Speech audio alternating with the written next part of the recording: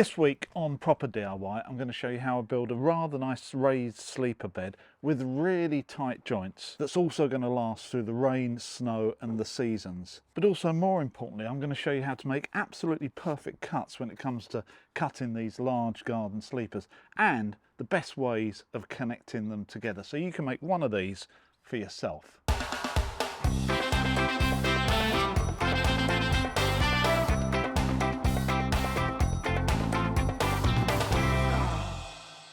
This is the side of my house that I'm gradually turning into like a jungle exotic garden. You'll see the left hand side I've done quite a lot of planting. I've got an Insetti here, I've got a Gunnera down here and Trachycarpus and all the standard exotic type plants. But on the right hand side it's looking a bit thin. One reason for that is I've never really known what to do on this side, but I've now made a decision, I've made my mind up. And what I am going to do is to put in a raised bed in like an L shape here, take out this paver and put an 8 foot by 8 foot L-shaped raised bed. You'll see some of the sleepers I've already got and some of the blocks of the materials I've already got to hand. Probably in 3 levels. So first level, then maybe 2 and then 3, so something higher in the corner. That way it gives me something on this side, and it also means that I don't get blocked. I don't block the view out my window, obviously. And with that in place, that will balance things up left and right quite nicely. And then I think a nice winding path down the middle, and as it fills up, it'll be somewhere nice to walk down with different type exotic plants. So this raised bed I'm actually going to build on blockwork, similar to what I did when I made my green wall here, just to give it longevity. So to get that blockwork in, the first thing I need to do is more digging.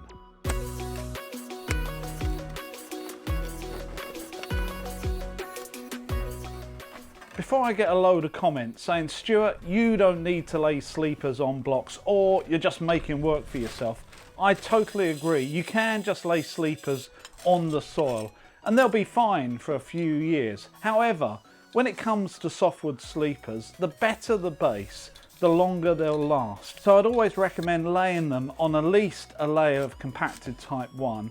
And here, using blocks, I also have a nice border to make cutting the grass around them easier and neater. So I start by removing the turf from where the blocks are going to end up, plus around 30mm on either side. I'm going to be using my cement stabilised soil method here as a base for these blocks, where instead of using type 1, I mix cement with the soil that's already in place, which will give me a base equivalent to a weak type 1 without having to remove any more material from the area and bringing in type 1. You can see how I do this in more detail on a video that I published some time ago. Link is in the description below.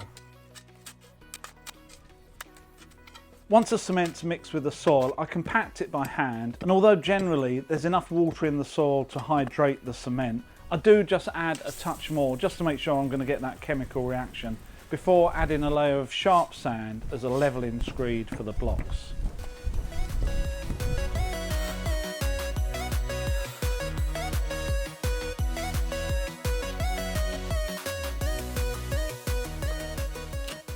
With the blocks in place, I mix some dry sand and cement to point between them and the existing slabs, using the traditional end of the handle profile.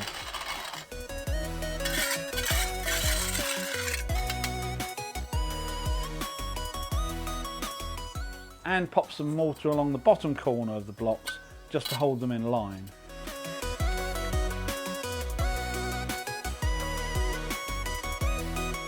Before I can complete them, I need to also get a duct or a conduit from the other side of the garden 4 meters away so I can extend my low voltage garden system into the raised beds that I'm building.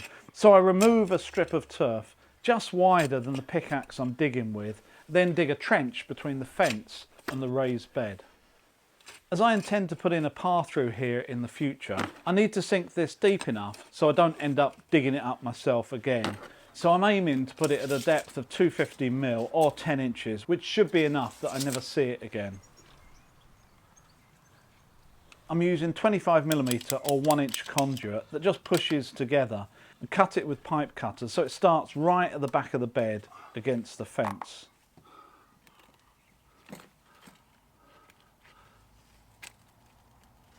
I start backfilling it with sand, which, as well as helping the pipe bed in nicely, the sand will also alert me in the future if I'm digging too close to it.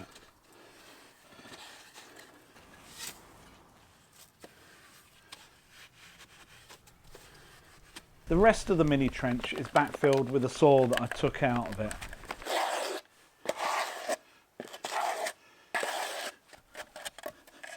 And the turf replaced on the top.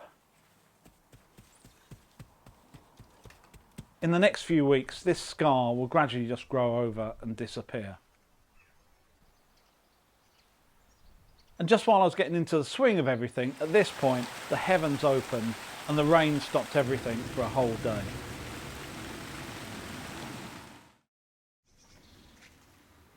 All the blocks are in, and I've put mortar right around the perimeter, so none of them are now going to move anywhere. And any gaps between the grass and the blocks I've now filled with topsoil, which will gradually grow over. So I'm moving on to the timber work. So I've started laying out these sleepers just to see how they fit. And essentially there's going to be 2 sleepers high here, 2 sleepers high here, and then 3 in the corner with some sort of plant in the corner, which means I need to start cutting some of these sleepers. So go and see me in the barn where I'll explain to you what I think is the best way to cut a sleeper. The size of a typical garden sleeper in the UK is 200mm by 100 or 8 inches by 4. And there's a number of different ways of cutting them, but some are better than others. Now I would say the best way, if you've got the right equipment, is by using a miter saw. But it depends if you've got one big enough, because the average miter saw is not going to be able to cut all the way through in one pass. You're going to probably need a miter saw with a 300mm blade or 12-inch blade to get the capacity to cut that 100mm depth all the way through a sleeper. So you might think, well, I can cut as far as I can, then flip the sleeper over and then cut what's remaining. However, the chance of both of those cuts, one coming from each side, actually lining up so there's no step in the middle, even if you're really careful with your measurements, is pretty slim. So there's better ways, I think, to cut sleepers. The first of which is just to use a standard hand saw, mark all the way around in pencil and cut it just like any other piece of timber. But obviously, if you've got more than 1 or 2 cuts, that's a pretty tiring way of building your raised bed. So I would suggest using a handheld circular saw. It doesn't have to be anything special. If you can get a big one with a massive blade, obviously you can do it in one cut, but most of us won't be in that position. So I'll show you now how I cut sleepers with a blade that goes only just past halfway, but do it nice and accurate so there's no steps. I'm just going to mark 100mm on this test piece. And with this method, you're going to need to use a square. And the square that I'm using today is what's called a rafter square. It's got this lip along one edge, which means it's really easy to hold against a piece of timber. A lot of people call these speed squares, which I assume is a trade name. You'll notice that this is a fairly big one. This is 300mm or 12 inches on the short side. And it's just more accurate and more stable if you use a big one rather than a small one. Let me show you once I've put my gloves on. Now the first thing you need to do before you do any cuts at all is to make sure that the blade on your circular saw is absolutely perpendicular to the base plate. So you really need to check it with an engineer's square, which I usually use, but you can use a square like this. You really need to make sure that this is at 90 degrees to this. If it's not, then you can forget about doing any accurate cuts that match up when you're cutting your sleepers. So with that in mind, we can put the cutting position of our circular saw on our mark, and then we can use a square to help us cut an absolute 90 degrees to this face. Now I see a lot of people using the square like this. That just means that when you're starting, you've got a really small section here that's supporting the base plate. It's a lot better if you turn it around. Now suddenly we have a lot more supporting the base plate, so I can make sure that I'm absolutely parallel with this. So once that's in place, I can hold the square tight to the timber and then make the cut.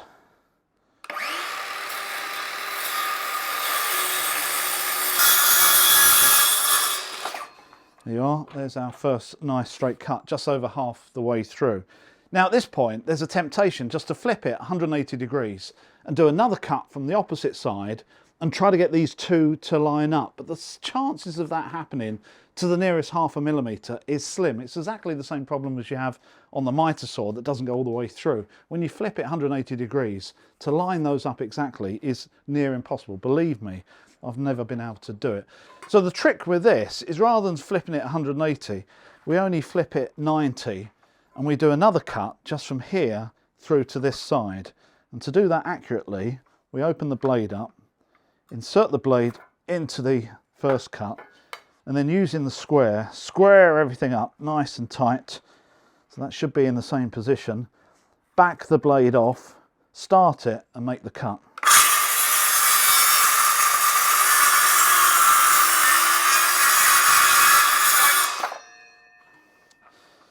Then quite simply, we do the same again and finish the cut all the way through.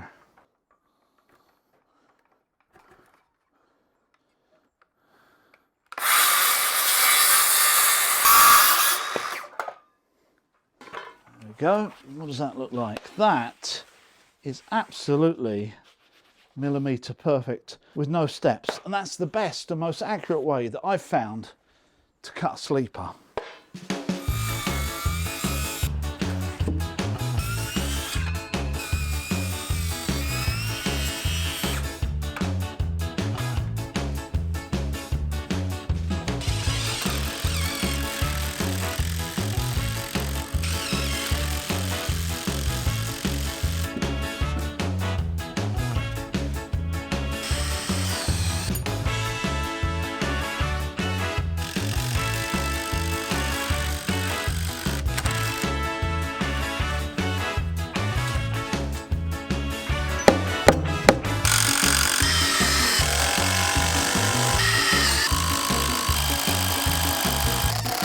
That is looking good. Just realised there's one thing I haven't talked to you about. Just as important as cutting sleepers is actually connecting them together. So go and see me in the barn again. I'll tell you all of my views on fixing sleepers. When it comes to joining sleepers together, there's 2 or 3 methods: internal, external, visible or invisible. Let's start on the inside. Come around here. So this is my scenario: 2 sleepers jointed together at 90 degrees, and this probably accounts for 99% of all sleeper joints, hence why I picked it. And there's a couple of ways you can join them. Firstly, one way, which I don't particularly like at all, is toenailing from the inside from one to the other. This isn't a particularly strong joint, and if you're not careful and you use the wrong length screw, you can also pop out the face as well. So that's not something I would particularly recommend. What you can do is use galvanized brackets, probably bigger than this. This is all I had in my toolbox, and actually just join them very straightforward from top and bottom if you want to do it that way. The other way of doing it is to use a batten, probably a little bit bigger than this. I would suggest maybe 2 by 2, and then be able to fix through that batten at different levels in both directions. It will connect everything together quite nicely. The only thing I would say is if you use the batten, even if it's treated, because it's going to be in direct contact with the soil and moisture all the time, at some point that's going to disintegrate and you may find the fixings are just going to pull out, and then suddenly you'll end up with your 2 sleepers moving apart. When it comes to external connections, you haven't got much of a choice really. The sensible thing is to put a screw in top and a screw in bottom long enough to go through the first sleeper and get a good connection into the second. These ones are 200 millimeters, 8 inches, so that means 4 inches in the first one and then a good 4 inches in the second. And although this is end grain and screwing into end grain, which sometimes is a little bit weaker, it's so deep in here that actually that makes a really good connection. The only choices you do have is what you see on the surface. If you're going to use something like this, this is I think it's an 8 millimeter hex, and that will actually sit proud of the surface. What you can do, if you don't want to see that, you can drill a counter bore so this hex head ends up below the surface of the timber by maybe 20-30 millimeters, and then with a plug cutter, cut a plug from an old piece of sleeper, put a bit of glue on it, pop it into the hole, wait for it to dry, shave it off with a chisel, do a bit of sanding, then you've got a completely invisible connection. Now I think that's completely over the top for something like garden sleepers, so I'm not going to go down that route. I've gone for something very similar, It's a 200mm coated screw, but it's got a very, very low profile wafer head, which means that if I put that in nice and tight with my impact driver, it hardly stands out at all. They actually sell them in two different colours, black and gold. I've gone for the gold because that's nearer to the sort of brown amber colour of my sleepers. And at the end of the day, if people see the connections, maybe they'll be like me and an engineer where they'll actually appreciate how things work. Inside the raised bed, I use DPM plastic to line the sides to stop the soil being in direct contact with the sleepers. And I use my normal trick of fixing it upside down first, then with a thin strip of wood fixed at a constant height from the top using an 18mm spacer, I can then fold the plastic back in place and then hold it down with a few stainless steel staples. At the bottom, I trim it as low as possible, generally to match around halfway down the blocks. So any water inside ends up soaking into the ground rather than touching the sleeper or exiting between the sleeper and the blocks, which would also wash out material, which is exactly what I don't want.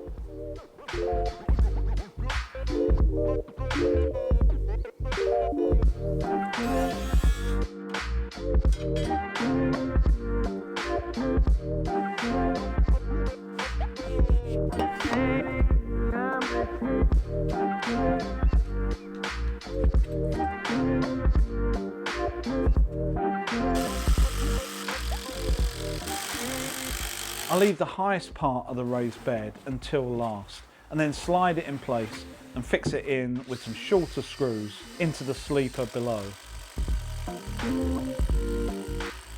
With all the timber work done, I use a 45-degree chamfer cutter in my router to put a small chamfer on each external corner. I do this in 2 passes, which just makes it more manageable for the router. And then give it a quick sand just to tidy up the wood, and it also removes any splinters. So all I need to do now is to apply a wood stain or preserver. So I thought I'd try something different, and today I'm using this Cuprinol UV Guard decking oil, and we'll come back to that in a minute. So it's natural colour, so I don't really want to change the colour of this, so I don't really want to paint. I really wanted an oil that would soak in and protect the timber. Well, when you paint it on, it's like milk. And then when I read the instructions, it says clean the brush with water. Well, that's called oil. Who are they trying to kid, eh? So I've just spent 25 quid for a can of milk.